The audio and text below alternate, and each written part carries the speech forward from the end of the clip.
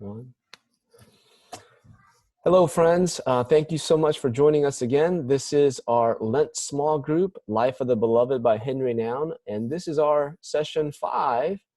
You can go to the description box beneath the YouTube video. You'll find a link to our website that has all the different informations of how we are connecting with you, whether it be through this pre-recorded video. We have Zoom live small group Tuesday and Wednesdays at 3 different times that you can join us with.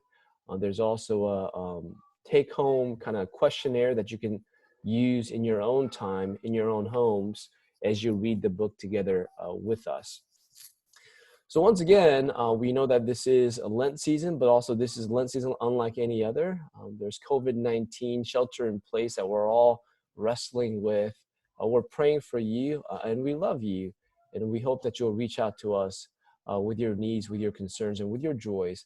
My name is Uyan. I'm the pastor of discipleship here at Myers Park United Methodist Church, and I'm joined by my friend and colleague. Go ahead and introduce yourself, Amy. Hi, I'm Amy Harriman. I'm the Director of Children's Ministries at Myers Park, and I'm delighted to be with you today. And Amy and I think Amy got to Myers Park about a year before I did, but this September, it'll be your 3rd year, correct? Correct, yes. Yeah. So we're so grateful for her team, and her ministry. For this last 5th session of Lent Small Group, we are focusing on the chapter Given, and the last part, Living as the Beloved. And a Given chapter starts at page 105. It starts by saying, "It is only as people who are given that we can fully understand our being chosen, blessed, and broken. In the giving, it becomes clear that we are chosen, blessed, and broken, not simply for our own sake, but so that all we live finds its final significance in its being lived for others." And I love that. So, Amy, as you lead your team in ministering to our children and their families, and we just read that our greatest fulfillment lies in giving ourselves to others, as Henry Nouwen writes, pure desire to give. I know this is a lesson in truth that we try to teach and instill in our people. So in what ways do we live into this truth through our children ministry, and perhaps even in our own lives, as you can kind of have gone through in your own life? I think 2 things that I think about when it comes to giving, when it comes to children. I think when we try to teach our children about that great 2nd commandment that Jesus tells us to love our neighbors as we love ourselves. Right. I think a lot of times we have that perception of children when they go through that phase of mine, this is mine. Right. That children really do start out with having that innocent love for one another. They really do care for one another. I think we see, especially preschoolers, they go over and hug each other when they see another child crying. Yes. They know how to naturally soothe one another. They know how to share. They really do. It kind of starts out later that they get that mind philosophy. Yeah. But they really do learn at an early age what it means to be kind to one another, and to soothe one another, and to love one another. And they do know how to model kindness to one another. Somewhere later along the lines, they learn what it means sometimes to be selfish. But I think one of my favorite things about being in children's ministry is that we have that opportunity to partner with parents on teaching them the great stories of Jesus, about how he does model being a true servant, and the way he teaches the stories of giving to others, serving others, loving others. And I think one of my best examples of that is the feeding of the 5,000, because Jesus does teach us that model of, here we have a little, and he says to the disciples, hey, you go and feed them. Right. And I'm sure the disciples are like, what are you talking about? I have a little bit of stinky fish and some loaves. Yeah. How are we going to feed all of these people? Yeah. And yet he teaches out of that example, with a little bit, Jesus's help, look at what we did. Yeah. And so that little example for children teaches us to look around at what we have and all the people that can be involved with Jesus' help, to do mighty things. And all of those examples for children start at an early age of what they can do, even if they're 2 and 3 years old. They can learn to help others.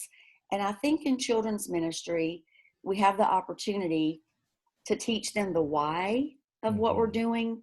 We're not just going to the grocery store and getting canned food, but we're teaching them the why behind it, because a child can understand we're getting food for others because we have food at home and we don't go to bed hungry at night, that we want other children not to go to bed at night hungry.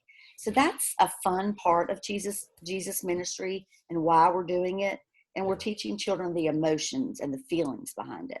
I love that. So first you mentioned the great commandment of love God, love neighbors. And I didn't even really, as obvious it may be, so much of this just kind of flows from that great commandment of Jesus.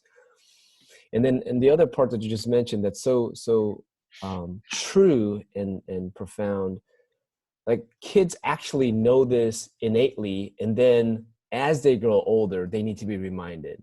Yes. So by the time you get to be my age, like you really have to be reminded, because the distinction between what's mine and other is so divided now. But I love that kids just know naturally how to soothe others, to share with each other, to play together. So maybe in so many ways, we just have to be reminded over and over again. Awesome. Okay, so this is really cool. And then we further on in the book, we read that there exists, as Henry Nouwen writes, a mysterious link between our brokenness and our ability to give to each other. Mysterious link between our brokenness and our ability to give each other. And this is really cool, right? Because I think the worldly way of thinking about our ability to give is, if I'm broken, that means I have less to give. But as Jesus sees what we have to offer in our lives, actually our brokenness enables us to give even more to others. So can you maybe specifically talk about the brokenness that you've experienced in others, or maybe even in your own life, that allows us to be more of God's vessel, of God's good gifts to God's people and to the world? Wow, that's a lot to think about. Yeah. I think, though, on the other side of our brokenness, there comes that healing and that grace that ends up, we have an outpouring of wanting to offer grace to others. And through that darkness, you end up coming through on the other side. You end up seeing the light. And the giving in that is that you can help other people when they're in the darkness. When people feel alone, to be able to say to people, you will get through this. There is light. There is Christ. You're not alone. I'm there with you. Christ is there with you. Because sometimes you feel like you're in that pit all by yourself. Or you are that broken vessel. And how are you going to put all these pieces back together? And so what's wonderful is the body of Christ can help you put all those pieces back together. And then those pieces may still be a little broken, but we're all going to help you put it back together. So it'll be a beautiful piece again. You will be a beautiful piece of the body again, but we're all going to do it together. And there is something beautiful in that. And I think, like, intellectually, maybe when we are going through the darkness, we intellectually know that, yes, I'm going to get through this and things will be okay. But it's a whole nother assurance to see others who've gone through something similar as you have, who've also been broken in their past. But they give witness to, it really will be okay. You're going to get through this. I'm a testimony to that fact. And you have to be, you have to be vulnerable. You have to be willing to share that with other people. And it's hard and it's difficult, but if we're willing to do that for someone else, we're all going to be able to be shining lights of Christ to other people. So in order for our brokenness to become gifts, that requires vulnerability and courage Absolutely. to share.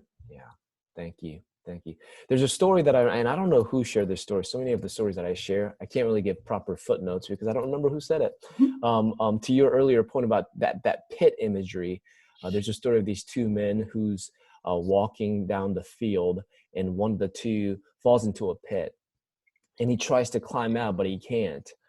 He's trying and trying, and he just can't get there. So the friend, the second man, jumps into the pit with the original guy, and the first guy who fell into the pit says, "Hey man, what are you doing? Now you're in the pit with me." And his friend says, "Yeah, I know, but I've been in this pit before, and I know the way out." Wow, I love that. Yeah, I love that too. All right. Well, we find that as we read toward the end of this chapter, we find that, as Henry Nouwen writes, greatest gift I have to offer is my own joy of living, my own inner peace, my own silence and solitude, my own sense of well-being. I like that. My own sense of well-being. So can you share how you continue to model your life, that you yourself can live into this joy and peace so as to share that joy and peace with others? What are some of the kind of the disciplines that you may possess in your life to model that joy and peace? Not always. I mean, Amy, you and I have known each other for 2 years. Like, we have our moments, whether it be at home, whether it be at work. We're not always joyful or peaceful, but this is what we strive to be. So Absolutely. I definitely want to and strive to there you go. practice the spiritual disciplines of solitude and silence. I think most people would think that I am an extrovert. I do get energy when I am around people, but my true nature is to be in solitude. I am an introvert at heart, but I do have energy around people, but then I come to a point where it's like, I need to be by myself. Right. But I do have to make time for that. I do have to carve out time for being with God. And it's not necessarily that I have to be in a church or go to a monastery or go to a retreat center. It's a matter of not necessarily where I am, but